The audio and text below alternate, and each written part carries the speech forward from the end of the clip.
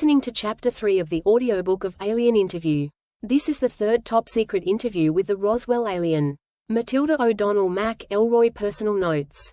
The third interview, and all subsequent interviews that I had with the alien were observed and recorded, as I mentioned above, by dozens of other people.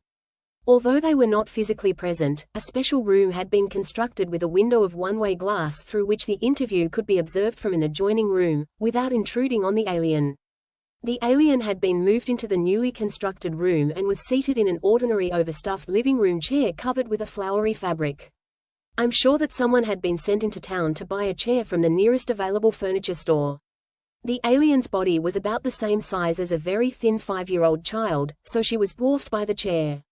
Since her body was not biological, it didn't need any food, air or heat, and apparently, she didn't sleep either. There were no eyelids, or eyebrows above her eyes, so the eyes didn't close. I don't think anyone could tell whether she was sleeping or awake as long as she was sitting upright in the chair. Unless she moved her body or gestured with her hand, it would be hard to tell whether she was even alive or not, unless you could perceive her thoughts. Eventually, I learned that the alien was not identified by her body, but by her personality, so to speak. She was known by her fellow aliens as Elle. This is the closest word I can use to describe the name using the English alphabet. I sensed that she preferred the feminine gender. I think we shared a natural, female empathy and nurturing attitude toward life and each other. I am sure she did not feel comfortable with the combative, aggressive, domineering attitude of the male officers and agents, each of whom was more concerned with their own personal self-importance and power than with discovering the secrets of the universe. When I entered the room, she was very pleased to see me. I felt a very genuine sense of recognition, relief and a warm feeling from her. It was like the eager excitement and unconditional, platonic affection one feels from a dog or child, yet with a calm and reserved control. I must say that I was surprised that I felt the same sort of affection for the alien being, especially since we had spent so little time with each other. I was pleased that I was able to continue my interviews with her in spite of all the attention it was getting from the stream of government and military people arriving at the base. It was very obvious that the people who wrote the next series of questions for me wanted to learn how to communicate with the alien themselves, without having to go through me. Here are the answers to the new list of questions. This is official transcript of interview.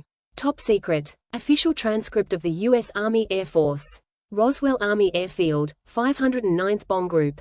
Subject, Alien Interview, 11. July 1947. Question, can you read or write any Earth languages? Answer, no. Question, do you understand numbers or mathematics?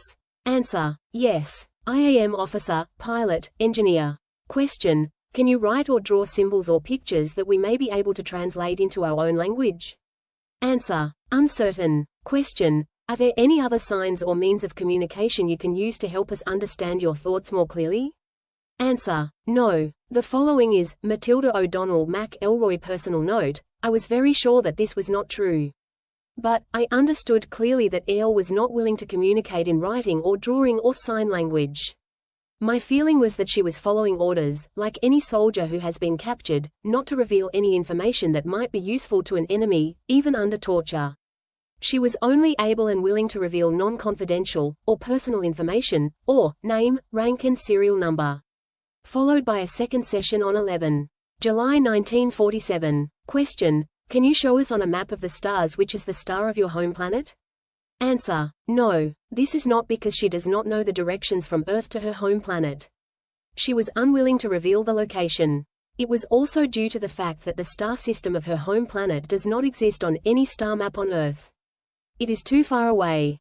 Question, how long will it take your people to locate you here? Answer, unknown. Question, how long would it take your people to travel here to rescue you? Answer, minutes or hours. Question, how can we make him understand that we do not intend to harm you? Answer, intentions are clear. Feelings. Question, if you are not a biological entity, why do you refer to yourself as feminine? Answer, I am a creator. Mother. Source. The following is Matilda O'Donnell MacElroy personal note of the alien interview. These questions took me only a few minutes to complete. I realized then that we may be in for some serious trouble if the alien was not willing to cooperate, or reveal any information that the military or intelligence agencies or scientists considered to be useful to them.